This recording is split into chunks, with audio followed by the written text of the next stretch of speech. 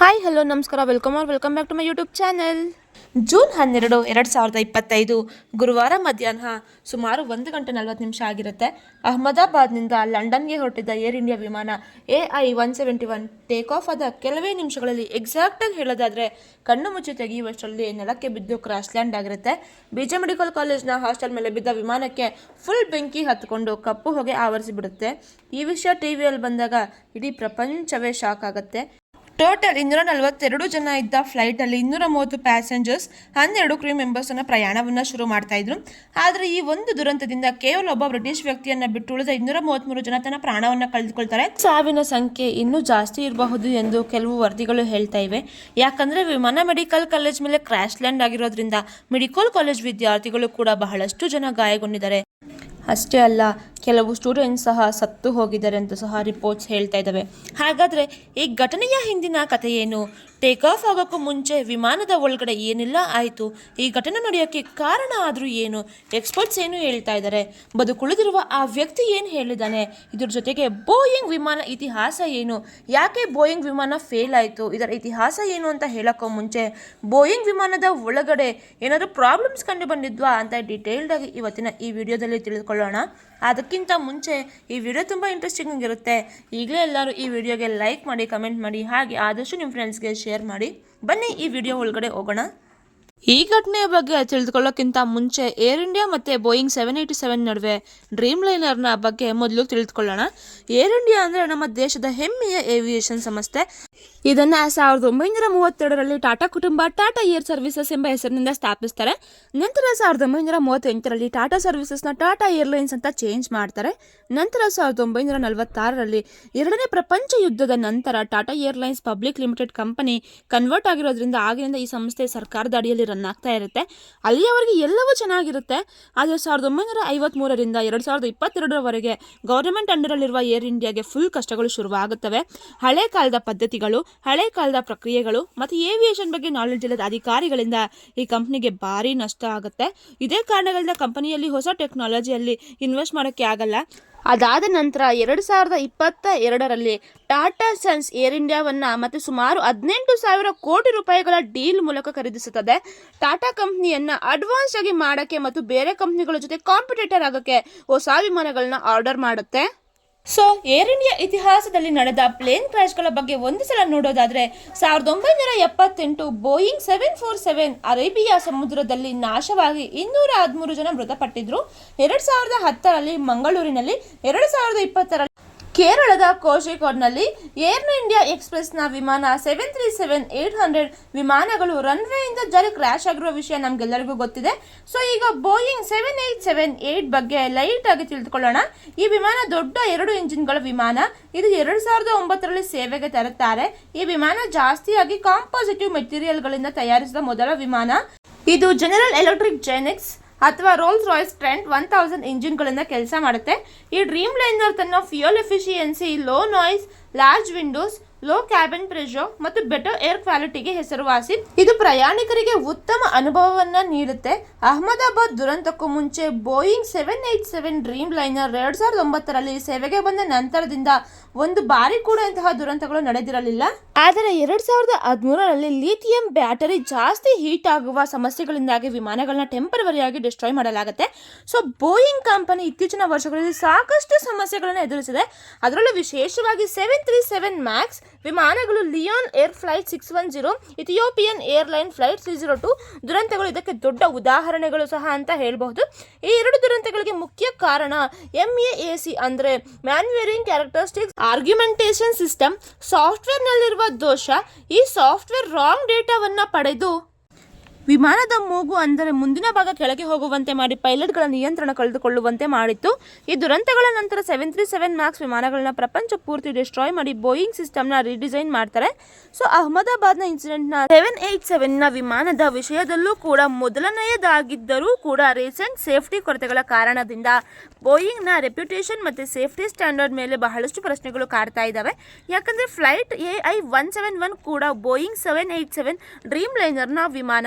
ಇದು ಅಹಮದಾಬಾದ್ನಿಂದ London gate ವಿಗ್ಗೆ ಹೊರಡಲು ಸಿದ್ಧವಾಗಿರುತ್ತೆ. ಈ ವಿಮಾನದಲ್ಲಿ 230 ಜನ ಪ್ರಯಾಣಿಕರು ಮತ್ತು 12 ಜನ ಸಿಬ್ಬಂದಿಯಿಂದ ಟೋಟಲ್ 242 ಜನ ಪ್ರಯಾಣಿಕರಿದ್ದರು.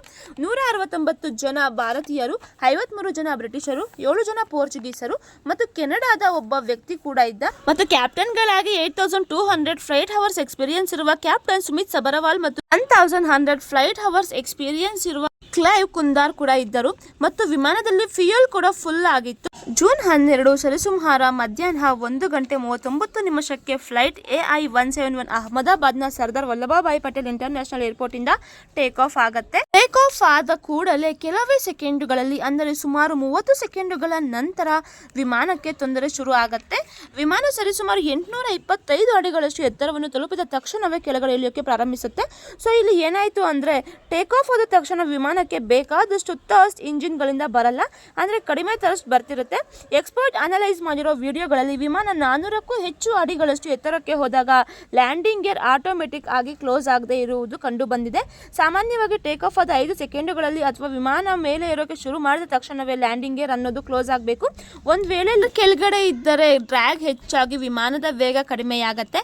ಸೊ ಪೈಲಟ್ಗಳು ವಿಮಾನವನ್ನು ಎತ್ತರಕ್ಕೆ ಏರಿಸೋಕೆ ಯಾಕನ್ನ ಎಳೆದರೂ ಕೂಡ ವಿಮಾನ ಮಾತ್ರ ಕೆಳಗಡೆ ಇಳಿತಾ ಇರುತ್ತಂತೆ. DGCಯ ಪ್ರಕಾರ ವಿಮಾನ ಸಂಪರ್ಕವನ್ನು ಕಳೆದುಕೊಳ್ಳೋಕೆ ಮುಂಚೆ ಮೇಡೆಗೆ ಕರೆ ಬಂದಿತ್ತಂತೆ. ಮೇಡೆ ಅಂದರೆ ತುರ್ತು ಪರಿಸ್ಥಿತಿಯನ್ನು ಸೂಚಿಸುವ ಒಂದು ಇಂಟರ್ನ್ಯಾಷನಲ್ ಸೌಂಡ್ ಡಿಸ್ಟ್ರೆಸ್ಸಿಂಗ್ ಲೆವೆಲ್. ಆದರೆ ಏರ್ ಟ್ರಾಫಿಕ್ ಕಂಟ್ರೋಲ್ ರೆಸ್ಪಾನ್ಸ್ ಆಗೋಷ್ಟರಲ್ಲಿ ವಿಮಾನ BJ ಮೆಡಿಕಲ್ ಕಾಲೇಜ್ನ ಮೇಲೆ ಕ್ರ್ಯಾಶ್ ಲ್ಯಾಂಡ್ ಆಗಿಬಿಡುತ್ತೆ. ಕ್ರ್ಯಾಶ್ ನಡೆದ ಸ್ಥಳದಲ್ಲಿ ಕಪ್ಪು ಹೊಗೆ ಮತ್ತು ಬೆಂಕಿ ವ್ಯಾಪಕವಾಗಿ ಹರಡಿಬಿಡುತ್ತದೆ.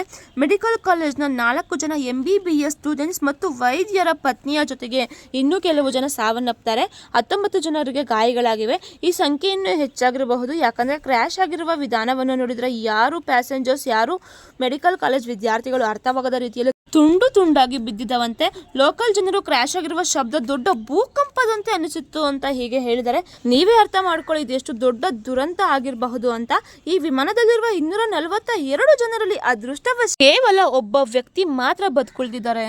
ಆ ಅದೃಷ್ಟವಂತ ವ್ಯಕ್ತಿಯೇ 40 ವರ್ಷದ ವಿಶ್ವಾಸ್ ಕುಮಾರ್ ರಮೇಶ್ ಅವರ ಪ್ರಕಾರ ವಿಮಾನ ಟೇಕ್ ಆಫ್ ಆದ ಕೂಡಲೇ ಕೆಳಗಡೆ ಇಳಿಯೋದಕ್ಕೆ ಪ್ರಾರಂಭಿಸಿದೆ. ಹಾಗೆ ಇದ್ದಕ್ಕಿದ್ದಂತೆ ವಿಮಾನ ಹೊಡೆದು ಹೋಗಿ ನಾನು ಹೊರಗೆ ಬಿದ್ದೆ. ನಾನು ಎದ್ದು ನೋಡಿದಾಗ ನನ್ನ ಸುತ್ತಲೂ ಮೃತ ದೇಹಗಳು ಹಾಗೂ ವಿಮಾನ ಹೊಡೆದ ಭಾಗಗಳಿದ್ವು. ಇದನ್ನೆಲ್ಲ ನೋಡಿದ ನನಗೆ ಏನು ತಿಳಿಯದೆ ನಾನು ಓಡಿ ಬಂದೆ ಅಂತ ಇವರ ಎಕ್ಸ್ಪೀರಿಯನ್ಸ್ ಅನ್ನ ಶೇರ್ ಮಾಡ್ಕೊಂಡಿದ್ದಾರೆ. ಈ ಘಟನೆಯ ನಿಜವಾದ ಕಾರಣ ಏನು ಎಂಬುದು ತನಿಖೆ ನಡೀತಾ ಇದೆ ಏವಿಯೇಷನ್ ಎಕ್ಸ್ಪರ್ಟ್ಸ್ ಅನಲೈಸಸ್ ಮೇಲೆ. ಬಟ್ ಈ ಘಟನೆಗೆ ನಿಜವಾದ ಕಾರಣ ಏನು ಎಂಬುದು ತನಿಖೆ ನಡೀತಾ ಇದೆ ಏವಿಯೇಷನ್ ಎಕ್ಸ್ಪರ್ಟ್ಸ್ ಅನಲೈಸಸ್ ಮೇಲೆ ಕೆಲವೊಂದು ಥಿಯರಿಗಳು ಹೊರಗಡೆ ಬಂದಿದ್ದಾವೆ.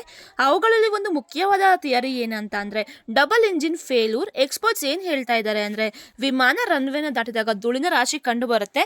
ಈ ರೀತಿ ಕಂಡು ಬಂದರೆ ವಿಮಾನ ಕಡಿಮೆ ಥರ್ಸ್ಟ್ ಹೊಂದಿದೆ. ಡಬಲ್ ಇಂಜಿನ್ ಫೇಲ್ಯೂರ್ ವ್ಯವಸ್ಥೆಯನ್ನ ತೋರಿಸುತ್ತೆ. DGC ಮೇಡೆಗೆ ಕರೆ ಮಾಡಿದಾಗ ಟೇಕ್ ಆಫ್ ಸೇಫ್ ಆಗಿ ಕ್ಯಾನ್ಸಲ್ ಮಾಡಿದಷ್ಟು ವೇಗವನ್ನು ವಿಮಾನ ತಲುಪಿತ್ತು. ಸೆಕೆಂಡ್ ಥಿಯರಿ ಏನು ಅಂತ ಅಂದ್ರೆ ಬರ್ಡ್ ಹಿಟ್ ಥಿಯರಿ.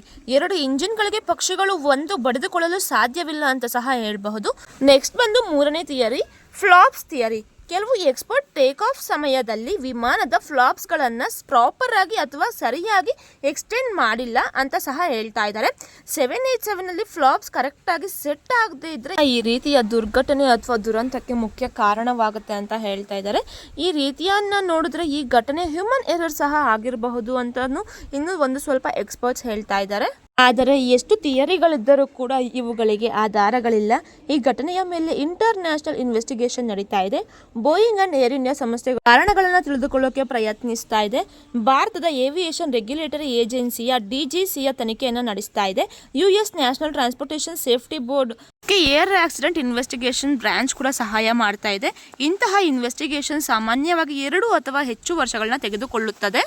ಆದರೆ ಇಂಟರ್ನ್ಯಾಷನಲ್ ಸಿವಿಲ್ ಏವಿಯೇಷನ್ ಆರ್ಗನೈಸೇಷನ್ನ ಆನೆಕ್ಸ್ 13ರ ಪ್ರಕಾರ ಪ್ರಾಥಮಿಕ ವರದಿಯನ್ನು 30 ದಿನಗಳಲ್ಲಿ ಪೂರ್ಣಗೊಳಿಸಬೇಕು ಮತ್ತು ಫೈನಲ್ ರಿಪೋರ್ಟ್ಸ್ನ 1 ವರ್ಷದೊಳಗೆ ಪಬ್ಲಿಕ್ ಮಾಡಬೇಕು. AI-171ನ ಫೈನಲ್ ಇನ್ವೆಸ್ಟಿಗೇಷನ್ ರಿಪೋರ್ಟ್ ಮುಂದಿನ ವರ್ಷ ಜೂನ್ 12ರ ಒಳಗೆ ಬಿಡುಗಡೆ ಮಾಡಲು ನಿರ್ಧರಿಸಿದ್ದಾರೆ. ಏರ್ ಇಂಡಿಯಾ ಮತ್ತು ಬ್ರಿಟಿಷ್ ಸರ್ಕಾರ ಸಂತ್ರಸ್ತರ ಕುಟುಂಬಗಳಿಗೆ ಸಹಾಯ ಕೇಂದ್ರಗಳನ್ನು ಸ್ಥಾಪಿಸಿದ್ದಾರೆ. ಕುಟುಂಬ ಸದಸ್ಯರಿಗೆ ಅಹಮದಾಬಾದ್ಗೆ ಪ್ರಯಾಣಿಸಲು ವ್ಯವಸ್ಥೆ ಮಾಡಲಾಗಿದೆ. ಟಾಟಾ ಗ್ರೂಪ್ನ ಅಧ್ಯಕ್ಷ N. ಚಂದ್ರಶೇಖರನ್ ತಮ್ಮ ದುಃಖವನ್ನು ವ್ಯಕ್ತಪಡಿಸಲು ಪದಗಳಿಲ್ಲ ಎಂದು ಹೇಳಿದ್ದಾರೆ ಮತ್ತು ಮೃತಪಟ್ಟವರ ಕುಟುಂಬಗಳಿಗೆ 1 ಕೋಟಿ ರೂಪಾಯಿಯ ಪರಿಹಾರವನ್ನ ಘೋಷಿಸಿದ್ದಾರೆ. ಸೊ ಫೈನಲ್ ಆಗಿ ಹೇಳೋದೇನು ಅಂದ್ರೆ ಅಹಮದಾಬಾದ್ನ ವಿಮಾನ ದುರಂತ ಕೇವಲ ಒಂದು ಸುದ್ದಿ ಮಾತ್ರ ಅಲ್ಲ, ಇದು ನೂರಾರು ಕುಟುಂಬಗಳ ಜೀವನವನ್ನು ಬದಲಾಯಿಸಿದ ಒಂದು ಭೀಕರ ಘಟನೆಯ ಬಗ್ಗೆ ನಿಮ್ಮ ಅನಿಸಿಕೆ ಏನು ಅಂತ ಕಾಮೆಂಟ್ ಮಾಡಿ. Thanks for watching Sushma vlogs Kolar.